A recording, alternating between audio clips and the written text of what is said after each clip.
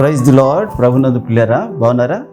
దేవుని యొక్క అతి శ్రేష్టమైన నామమును బట్టి ఈ దినము కూడా మీ ఎదుటికి రావడానికి చేసిన ప్రభు యొక్క మహా త్యాగాన్ని బట్టి, కృపను బట్టి, దేవుడిచ్చిన ఈ అవకాశాన్ని బట్టి ప్రభుని స్తుతిస్తున్నాను. బాగున్నారా? దేవుని యొక్క సన్నిధిలో మీరు నిత్యము ప్రార్థనలో, దేవుని దీవెనలో ఆత్మీయంగా ఎదగాలని మిమ్మల్ని గురించి, అనగా ఈ ఛానల్ చూస్తున్న ప్రతి ఒక్కరిని గురించి ప్రార్థన చేయడం జరుగుతుంది.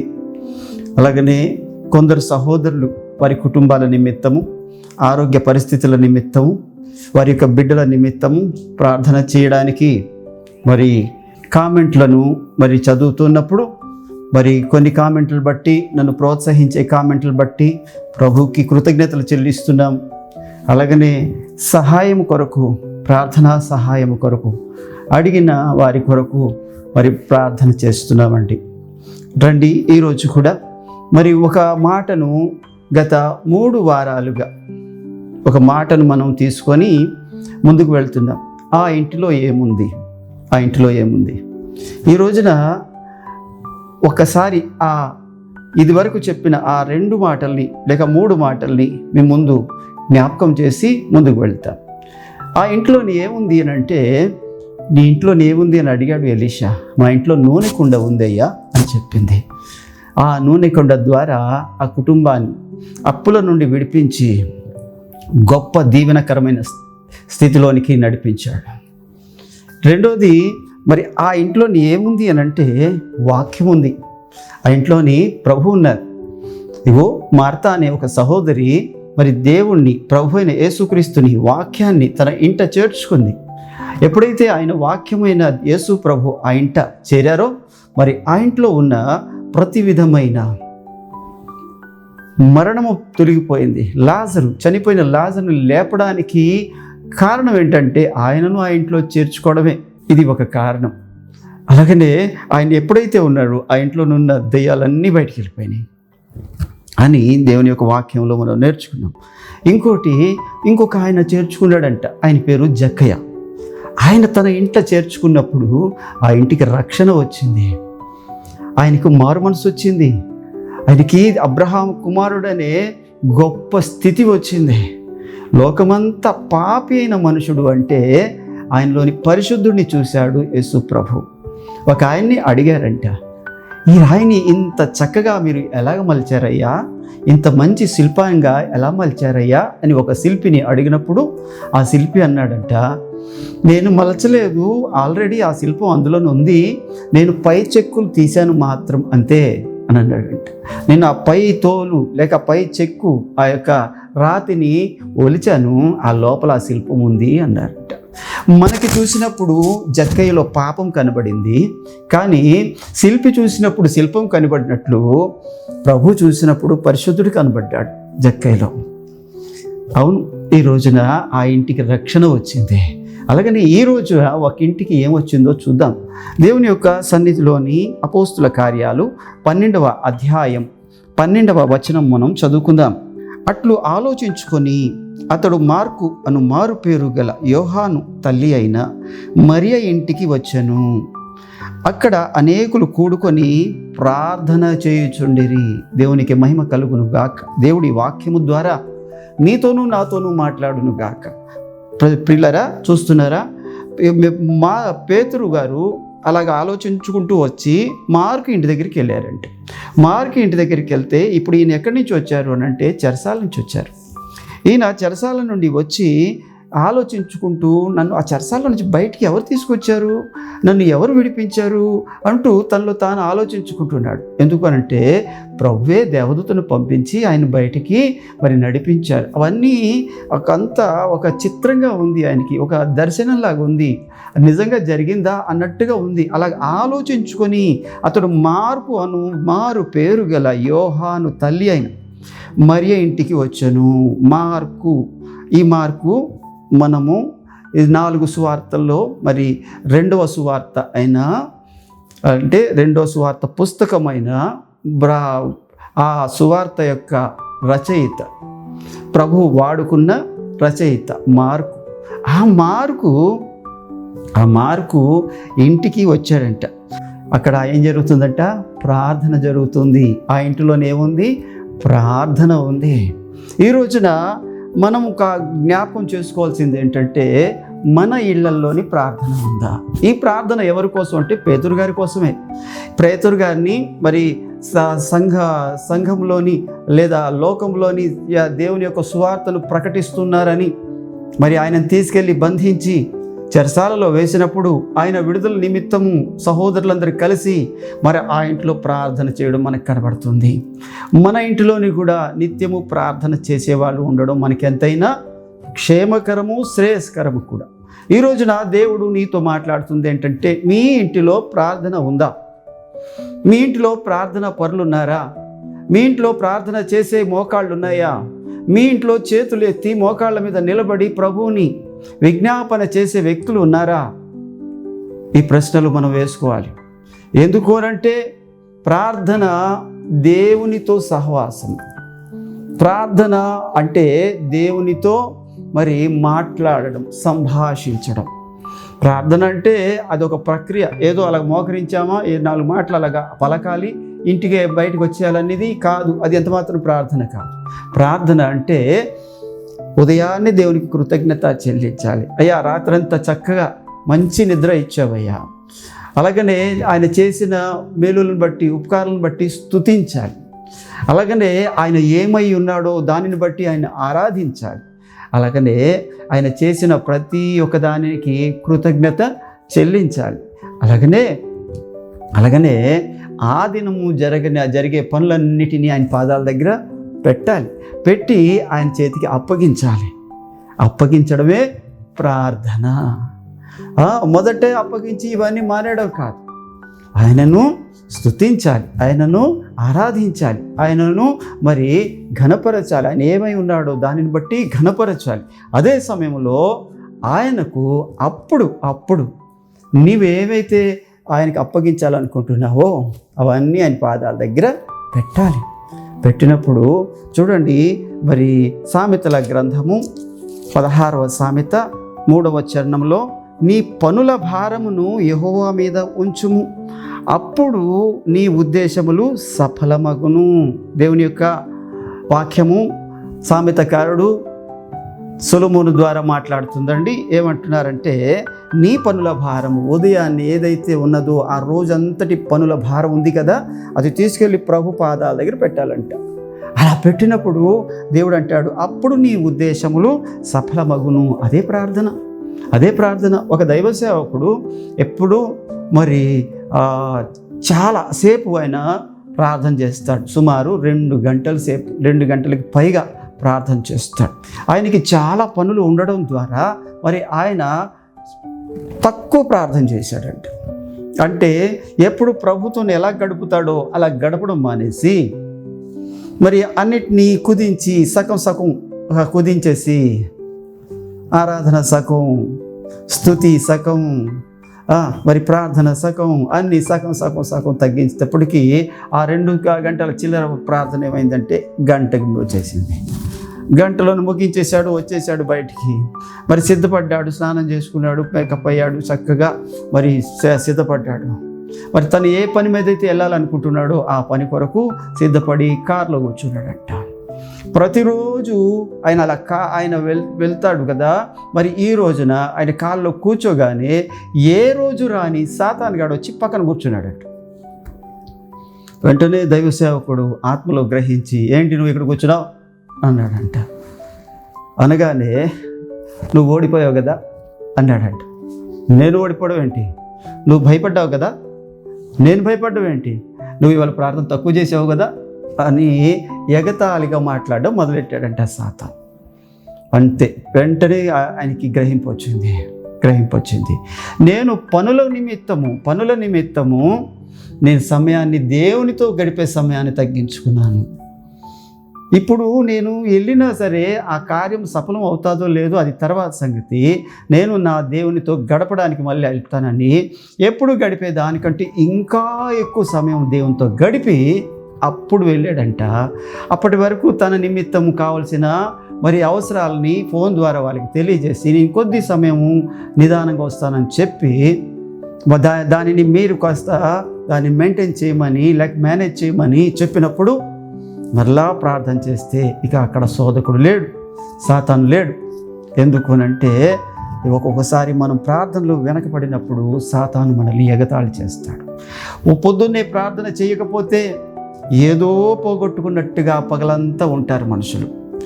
పొద్దున్నే దేవునితో మాట్లాడుకోకపోతే, పొద్దున్నే దేవుని ముఖదర్శనం చేయకపోతే, పొద్దున్నే ఆయన స్వరాన్ని వినకపోతే, ఆయన చూస్తూ ఆయనతో మాట్లాడుతూ ఆయన స్వరాన్ని వినకపోతే, నిజమైన భక్తుల కోసం చెప్తున్నానండి, అందరి కోసం చెప్పట్లేదు.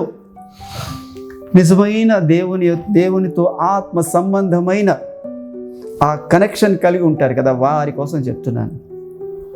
చేయకపోతే ఆ పగలంతా వాళ్ళకి మరి ఏదో పోగొట్టుకుని ఉంటారు. మీకు ఒక చిన్న ఉదాహరణ చెప్తాను.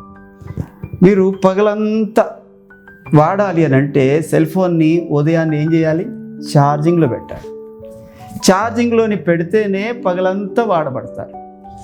ఛార్జింగ్లోని ఉంటేనే ఆ సెల్ ఫోను యాపిల్ కంపెనీది కావచ్చు, శాంసంగ్ కంపెనీది కావచ్చు, లేకపోతే ఇంకా గొప్ప గొప్ప కంపెనీలవి కావచ్చు, ఎంత ఖరీదైనా కావచ్చు. ఎంత ఖరీదైన ఫోన్ అయినా సరే ఛార్జింగ్ లేకపోతే, బ్యాటరీలో ఛార్జింగ్ లేకపోతే అది ఉన్న చచ్చిన ఫోన్తోనే సమానం. పలకదు, ఉలకదు, పని జరగదు. అందుకనే ఛార్జింగ్ పెట్టాలి దాన్ని. ఈ ఛార్జింగ్నే మన భాషలో చెప్పుకుందాం ప్రార్థన. ఎప్పుడైతే దేవునితో నువ్వు ఛార్జింగ్లోకి వెళ్తావో, దేవుని ఆత్మ, దేవుని పవర్, దేవుని శక్తి, దేవుని కరెంట్ నీలోకి వస్తుంది. అదిగో రాత్రంతా ఆయన మోకాళ్ళ మీద ప్రార్థనలో గడిపేవాడంట నా ప్రభు. రాత్రంతా మోకాళ్ళ మీద ఉండి తండ్రితో గడిపేవాడంట నా ప్రభు. అలా గడిపినప్పుడు ఆయన ఛార్జ్ అయ్యేవాడు, రీఛార్జ్ అయ్యేవాడు. అయినప్పుడు బయటికి వచ్చిన తర్వాత ఆయనలో ఉన్న ఆ శక్తిని బట్టి ఆయన వాక్యము చెప్పిన, ఆయన స్వస్థతలు చేసిన, ఆయన దయ్యాలను వెళ్ళగొట్టిన, ఆయనలో ఉన్న ఆ పవర్ ఎక్కడి నుంచి వచ్చిందంటే ప్రార్థన ద్వారా దేవుని సన్నిధిలోని ఆయన గడపడం ద్వారా. యేసు ప్రభు ఆయన చెప్తున్నాను వినండి, ఆయన దేవుని కుమారుడు, ఆయన అభిషక్తుడు, ఆయన రక్షకుడు, ఆయన ఏ పాపము ఎరుగని పరిశుద్ధుడు. అలాంటి వాడు కూడా ప్రార్థనలో ఉన్నాడండి. ఎందుకంటే శరీరధారిగా ఉన్నాడు కాబట్టి, మనిషిగా ఉన్నాడు కాబట్టి, శరీరాన్ని ధరించుకున్నాడు కాబట్టి. నీవు కూడా శరీరంలోనే ఉన్నావు. నీకు నాకు ప్రార్థన అవసరం. నీ పగలంతా శక్తిమంతంగా ఉండాలంటే, నువ్వు వెళ్ళిన స్థలం వల్ల నీకు జయం రావాలంటే నీ ఇంటిలో ప్రార్థన ఉండాలి. అనగా నీ శరీరంలో ప్రార్థన ఉండాలి, నీ కుటుంబంలో ప్రార్థన ఉండాలి. ఏ ఫోన్ అయితే ఛార్జింగ్లో లేదో ఆ ఫోన్ పనికి రాదు. యేసు ప్రభుతో ఎవరైతే కనెక్షన్లో ఉండరో వాళ్ళు ఆత్మీయంగా బలంగా ఉండలేరు. సాతాను ఊరకనే పడేస్తాడు, ఊరకనే శోధిస్తాడు, ఊరకనే మరి కలవరానికి గురి చేస్తాడు. ఎప్పుడైతే నువ్వు ప్రార్థనతో సిద్ధపడతావో, ఆయన వెళ్తూ ఉంటుండగా అనేకులు ఆయన ముడుతున్నారు. ఎవరో ఒక స్త్రీ కూడా ముట్టింది. అప్పుడు ఆయనలో నుంచి ప్రభావము బయలువెడిలిందంట. ఆయన అంటారు, ఎవరో నన్ను ముట్టారు. పేతురు అంటారు, ఇంతమంది ముడుతుంటే ఎవరో ముట్టారంటారేంటయ్యా? లేదు, ప్రభావము నాలో నుండి బయలువెడిలింది అంటారు. అనగా రాత్రంతా ప్రభు ప్రార్థనలో గడపటం ద్వారా నింపబడిన ప్రభావం. ఈ రోజున ప్రియ సేవకుడా, ప్రియ సహోదరుడా, ప్రియ సంఘస్థుడా, నీతోనే ప్రభు మాట్లాడుతున్నాడు. నీ కుటుంబంలో ప్రార్థన ఉందా? నీలో ప్రార్థన ఉందా? ఆలోచించు. ప్రార్థన చేయాలి, ప్రతిరోజు ప్రార్థన చేయాలి. ఇదిగో దేవుని యొక్క సన్నిధిలోని వారు అపోస్తుల బోధ యందును, సహవాసమందును, రొట్టె విరుచుట యందును, ప్రార్థన యందును ఎడతెగక ఉన్నారంట ఆదిమ సంఘం. ఈ రోజున దేవుడు నీతో మాట్లాడుతున్నాడు, నాతో మాట్లాడుతున్నాడు. ఏమని మాట్లాడుతున్నాడంటే, మీ ఇంటిలో ప్రార్థన ఉందా? దానియేలు అంట మరి చూసినట్లయితే ఆయన మరి ఆ కల్దియా దేశంలో మరి ఆ యొక్క గొప్ప గొప్ప వాళ్ళు ఉన్న ఆ స్థానంలో ఆయన కూడా గొప్ప స్థానంలో ఉన్నాడు. ఆ రాజు సముఖంలో వాళ్ళందరూ కలిసి ఎవరైనా ప్రార్థన చేస్తే వారిని సింహాల బోన్లో వేసేద్దాం అని ఒక కుట్ర మరి జరిగించడానికి. ఎందుకంటే ప్రార్థన చేసేవాడు దానియేలే కాబట్టి, ఆ రకంగా ఆయన ప్రార్థన ఆపడు కాబట్టి మరి ఆయనను తీసుకెళ్ళి ఎలాగైనా సరే చంపించాలని ఆ దేశస్తులు మరి ఒక కుట్రపూరితమైన ఆలోచన ఆ దేశపు రాజుకు చెప్పారు. ఆయనకి మర్మం ఎరగడు, ఇలాంటి మోసం ఉందని తెలియదు, ఇలాంటి కుట్ర జరుగుతుందని తెలియదు. సరే అని ఒప్పేసుకుంటే మరి అందులో ఉన్న దానియేలు ఏమి వద్దు అనలేదు, కాదు అనలేదు. దాంతోపాటు వాళ్ళతో పాటు ఆయన కూడా ఆ సెనేట్లో ఉన్నవాడే కాబట్టి ఒప్పుకొని ఆ సంతకం పెట్టిన వారిలోనే ఆయన కూడా ఉన్నాడని మరి చరిత్రకారులు చెప్తారు. అయితే అది అయిపోయిన తర్వాత ఆయన ఇంటికి వెళ్ళి ఎప్పటి వల్లే మళ్ళా చక్కగా స్నానం చేసి శుభ్రం అయిపోయి మళ్ళా యెరూషలేము వైపు కిటికీ తలుపులు తెరిచి ఏమండి ప్రార్థన చేస్తున్నాడంట. దినమునకు 3 మారు ప్రార్థన చేసే వాడుక అలవాటు కదండి. యేసు ప్రభువుకి వాక్యం చెప్పడం వాడుక అని బైబిల్లో రాసింది. ఇక్కడ దానియేలుకి ప్రార్థన చేయడం వాడుక, తన తండ్రితో మాట్లాడుకోవడం వాడుక, ఆ పరలోకం వైపు ఆ కిటికీలు తెరిచి ఆ దేవుని దర్శించుకుంటూ దర్శనంలో ప్రభువుని చూస్తూ ఆనందిస్తూ ప్రార్థన చేయడం. అలాంటి పని చేయాలని వాళ్ళందరూ కాచు కూర్చున్నారు. ఎప్పుడైతే ఆయన అలా ప్రార్థన చేస్తున్నారో, ఇప్పుడు మన భాషలో చెప్తాను, సెల్ ఫోన్తో వీడియో రికార్డ్ చేస్తుంటారు. వెంటనే తీసుకెళ్ళి రాజుకి చూపించారు, ఇదిగో చూడండి ఎలా ప్రార్థన చేస్తున్నాడు అని. ఇగో మీరు చెప్పారు కాబట్టి ఇప్పుడు సింహాల బోన్లో వేసేస్తాను. అర్థమవుతుందండి. ప్రార్థన చేసేవాడు కలవరపడడండి. ప్రార్థన చేసేవాడు చాలా నిబ్రంగా ఉంటాడండి. ఈ రోజున దేవుడు నీతో మాట్లాడుతున్నాడు. నీలోని ప్రార్థన అనుభవం నీలో ఉంటే ఎంత మాత్రము నువ్వు కలవరపడవు. ఎందుకు అంటే ప్రభావం నీలో ఉంది, బయట కాదు, లోపల ఉంది. నిన్ను బలపరిచిన వారి యొక్క శక్తి నీ లోపల ఉంటుంది. నన్ను బలపరచు అని అందే నేను సమస్తము చేయగలను. ఆ బలం ఎక్కడి నుండి వస్తుందంటే ప్రార్థనా జీవితంలో నుండి వస్తుంది. ఈ రోజున దేవుడు నీతో మాట్లాడుతున్నాడు. ప్రార్థన ఎలాంటిదో తెలుసా? తాళపు చెవి లాంటిది. ఎవరైతే ప్రార్థనా తాళం కలిగి ఉంటారో మూసి ఉన్న తలుపులను కూడా తెరవగలిగిన తాళపు చెవి దేవుడు నీకు ఇస్తాడు. ఇగో ఎంతమంది ఎలాగ నీకు ద్వారాలు ముయ్యాలని చూసినా, ఎంతమంది నీ మార్గాలకి ఆటంకాలు కలిగించాలని చూసినా, ఎంతమంది నిన్ను ద్రొక్కాలని చూసినా, ప్రార్థన ద్వారా ప్రార్థన వినేవాడు, ప్రార్థన ఆలకించేవాడు, ఆమెను చెప్పేవాడు అయిన ప్రభు అయిన యేసు గాని నీతో ఉంటే, సహోదరుడా వింటున్నావా, ఆయన నీతో ఉంటే ఎవ్వరు ఏది చేయలేరు. దానియేలుని కూడా అలాగే ఏదో చేద్దాం అనుకున్నారు. దానియేలుని సమాప్తం చేసేద్దాం అనుకున్నారు. దానియేలుని ఆ యొక్క పదవిలో ఉండకుండా చేద్దాం అనుకున్నారు. ఎవరు ఏం చేయలేకపోయారు. తీసుకెళ్ళారు, సింహబోన్లను వేశారు. కానీ ప్రార్థనా పరుడి యొక్క రాకతో సింహాలు కూడా మౌనంగా కూర్చున్నాయి. నీ ఆఫీసులో నీ చుట్టూ ఎన్ని సింహాలు ఉన్నాయో కదా నిన్ను మింగేద్దామని. నువ్వు చదువుతున్న మరి ఆ కాలేజీలో ఎన్ని సింహాలు ఉన్నాయో కదా. నువ్వు వెళ్తున్న పని దగ్గర ఎంతమంది నిన్ను అణగదొక్కాలని చూస్తున్నారో కదా. నువ్వు చేస్తున్న ప్రయత్నాలు ఏది సఫలం కాకూడదని చాలామంది ప్రయత్నాలు చేస్తున్నారు కదా. అయితే నువ్వు విజయం సాధిస్తున్నావు అనంటే ఆ విజయం నీది కాదు, నీ ప్రార్థన వల్ల దేవుడు నీకు ఇచ్చిన ప్రభావం. సింహాలు మూగ జీవుల్లాగా, చిన్న కుక్క పిల్లల్లాగా పడి ఉన్నాయి. కానీ దానియేలు ఎంత మాత్రం భయం కానీ బెరుకు కానీ లేకుండా అక్కడ కూడా నేను అనుకుంటాను ప్రార్థనలోనే గడుపుతున్నాడు ఆయన. ఒక ఆయన చక్కటి పాట రాశారు కదా, సింహాల బోనైనను సంతోషముగా వెళ్ళిరి, ప్రార్థించిన వెంటనే రక్షించే ప్రభు హస్తము. ఏమండి, సింహాల బోనులో సంతోషంగా ఉన్న దానియేలు కనబడుతున్నాడు. సింహాల బోనులో ప్రభు యొక్క దూత పంపించాడండి. ఆ రాజును వచ్చేసారు. రాజుకి రాత్రంతా కలవరం వచ్చేసింది. రాత్రంతా నిద్ర పట్టలేదు.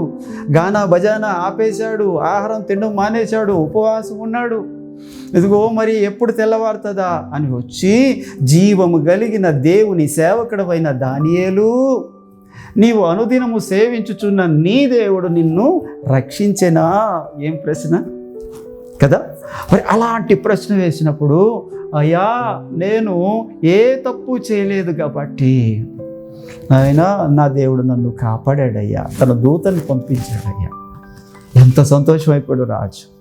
నీ మీద ఎంతమంది అయినా మేనేజర్కి చెప్పనివ్వండి, లేకపోతే ఇంకా పైన అధికారులకి చెప్పనివ్వండి, నీది ఏ జాబ్ అయినా సరే, ఎవరి మీద ఎవరైనా సరే నీ మీద కుట్ర చేయనివ్వండి, పర్వాలేదు, తప్పులేదు.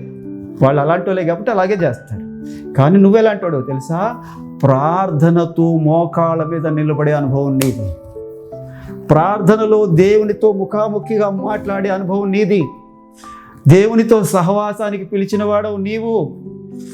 ఆయన తన కుమారుని సహవాసం పిలిచినవాడు నమ్మదగిన వాడని వాక్యం చెప్తుంది. ఈ రోజున తాళము ఎవరు బిగించాలన్న చూసినా ఆ తాళపు చెవి నీకే ఇస్తాడు దేవుడు. నీ ముందు పాతాళ లోకపు ద్వారాలు కూడా నిలవకుండా మరి అన్నీ తెరవడతాయి, వెళ్ళిపోతాయి ఇక్కడి నుంచి. ఈ రోజున దేవుడు నీతో మాట్లాడుతున్నాడు. చూసినట్లయితే నువ్వేదైనా ప్రార్థన చేసినప్పుడు ఒక్కొక్కసారి కొన్ని కార్యాల కోసం మనం ప్రార్థన చేస్తాం. ఆ కార్యాల కోసం ప్రార్థన చేసినప్పుడు వెంటనే జరగకపోవచ్చు. అయినా కలవరపడొద్దు. ప్రార్థన సమయం తీసుకుంటుంది. కొన్ని నువ్వు అనగానే జరగవు. కొన్ని వివాహాలు జరగవు, కొన్ని ఇల్లు కట్టడాలు జరగవు. ఏదో ఒక ఆటంకాలు వస్తూ ఉంటాయి. అయితే ఒక్కటి మాత్రం గుర్తుపెట్టుకో, ప్రార్థన ఒక విత్తనం లాంటిది. విత్తనము నేలలో వేయగానే మొలవదు, టైం తీసుకుంటుంది, అది నిదానంగా పనిచేస్తుంది. కొన్ని ప్రార్థనలకి దేవుడు సమయం తీసుకుంటాడు. మరి సమయం తీసుకుంటాడు. అదా ఒకానొక దినం నా చిన్న మొలక అవుతుంది, మొక్క అవుతుంది, చెట్టు అవుతుంది, మానవ అవుతుంది, మహావృక్షంగా మారుతుంది. నీ ప్రార్థన వ్యర్థంగా పోలేదు, నీ కన్నీరు వ్యర్థంగా పోలేదు. నీ ప్రార్థన దేవుని యొక్క సన్నిధిలోని దాచబడి ఉంది, ఆయన కవిలో ఉంది నీ ప్రార్థన. ఈ రోజున దేవుడు నీతో మాట్లాడుతుంది ఏంటంటే, నీ ఇంటిలో ప్రార్థన ఉందా? దానియేలు ఇంట్లో ప్రార్థన ఉంది. ఇగో సహోదరుడైన లేకపోతే అపోస్తుడైన మార్కు గారి ఇంట్లో ప్రార్థన ఉంది. అలాగనే మరి అగో ఆ యొక్క ఇటలీ పటాలపు శతాధిపతి అయిన మరి కొర్నేలి ఇంట్లో ప్రార్థన ఉంది. కొద్దిగో చూడండి, అపోస్తుల కార్యాలు 10వ అధ్యాయము 1వ మాట, ఇటలీ పటాలమనబడిన పటాలములో శతాధిపతి అయిన కొర్నేలి అని భక్తిపరుడు ఒకడు కైసరియలో ఉండెను. అతడు తన ఇంటి వారందరితో దేవుని యందు భయభక్తులు గలవాడయుండి ప్రజలకు బహుధర్మములు చేయుచు ఎల్లప్పుడూ దేవునికి ప్రార్థన చేయువాడు. ఇది అండర్లైన్. ఎల్లప్పుడూ దేవునికి ప్రార్థన చేయవాడు. ఈయన ఇంట్లో ఏం చేస్తాడంటే ఎల్లప్పుడూ కుటుంబంతో కలిసి ప్రార్థన చేస్తాడు ఉంటాడు. ఈయన ఇటలీ దేశస్థుడు, యూదుడు కాదు, అన్యుడు. అయినా సరే రక్షణ పొందినోడు కూడా కాదు, అన్యుడు. మరి ఆయన ఇంట్లో ప్రార్థన ఉందంట. మరి నువ్వు రక్షణ పొంది ఎన్ని సంవత్సరాలు అయిందో, నీ ఇంట్లో ప్రార్థన ఉందా? ఆయన ప్రార్థనకు మెచ్చి దేవుడు ఏకంగా దేవదూతనే పంపించాడంట. అయ్యా, నువ్వు రక్షణ పొందకుండా ఇంత చక్కగా ప్రార్థన చేస్తున్నావు, అయితే రక్షణ పొందితే మరీ నీకు లాభము, ఎదుగో నీ ప్రార్థన ప్రభు సన్నిధిలో నీవు ఉంటుంది అని చెప్పేసి నువ్వు చేసే ధర్మకార్యాలు ప్రార్థన చేయువాడు. ఈ ధర్మకార్యాలను బట్టి ప్రార్థన బట్టి ప్రభు ఖచ్చితంగా జ్ఞాపకం చేసుకోవాల్సి వచ్చిన పరిస్థితి కల్పించాడు. దేవదూత వచ్చి నువ్వు ఏ మాటల వల్ల నువ్వు రక్షణ పొందుతావో ఆ మాటలు చెప్పేవాడు ఇక్కడే ఉన్నాడు. ఒక ఆయనను పిలిపించుకో. ఆయన పేరు పేతురు. పేతురు వచ్చారు, మరి ఆయనకి రక్షణ మార్గం తెలియజేశారు. ఆయనను ఆయన ఇంటి వారును రక్షణ పొందారు. ఈ రోజున ప్రార్థన నీ ఇంట్లో ఉందా? గో ఆ ఇంటిలోని నూనె కుండ ఉంది, ఆ ఇంటిలో వాక్యం ఉంది, ఆ ఇంట్లో రక్షణ ఉంది, ఈ ఇంట్లో ప్రార్థన ఉంది. మరి నీ ఇంట్లో ఇవన్నీ ఉన్నాయా? ఉంటే మంచిది, లేకపోతే ఒకసారి నువ్వు సరి చేసుకో. దేవుడు నీ జీవితంలో, నీ ఇంటిలో ఈ వాక్యం దీవించునుగాక. ప్రార్థన చేద్దాం. పరిశుద్ధుడా, ప్రేమ నమ్మకం కలిగిన దేవా, నీకు స్తోత్రాలు. ఈ యొక్క సమయంలో ప్రభువా, మరి నాయన మీ యొక్క ప్రభువా ప్రజల కొరకు నా తండ్రి మీ ఇంటిలో ఏమున్నది అని ప్రభువా మాట్లాడుతుండగా ఇది 4వసారి ప్రభువా, మరి నా తండ్రి నీ ప్రజలు వింటున్నారు. వారి ఇంట్లో ఇది ఉందో లేదో, అయినా అందరూ ప్రార్థనా పరులు ఉన్నారో లేదో గ్రహించుకోవడానికి సహాయం చేయండి. ప్రార్థన ద్వారా మీతో గట్టి సహవాసం కలిగి వారినైనా ప్రతి శోధన సమస్యను జయించేవారిగా వారిని దీవించమని యేసునామములో అడుగుతున్నాను తండ్రి. Praise the lord. వందనాలు. ఆమేన్. అయ్యా, మరొకసారి ఈరోజు కూడా మరలా మీకు మనవి చేస్తున్నాను, ఈ యొక్క కృపావార్త ఛానల్ని లైక్ చేయండి, షేర్ చేయండి, సబ్స్క్రైబ్ చేసుకోండి. ఒకవేళ చేసుకోకపోతే సబ్స్క్రైబ్ చేసుకోండి. అలాగనే కొంతమందికి మీ ఒక అభిప్రాయాన్ని నాకు కామెంట్ రూపంలో తెలియజేయవలసిందిగా ప్రభు పేరిట మనవి చేస్తున్నాను. Praise the lord. దేవుడు మిమ్మల్ని దీవించునుగాక. వందనాలు.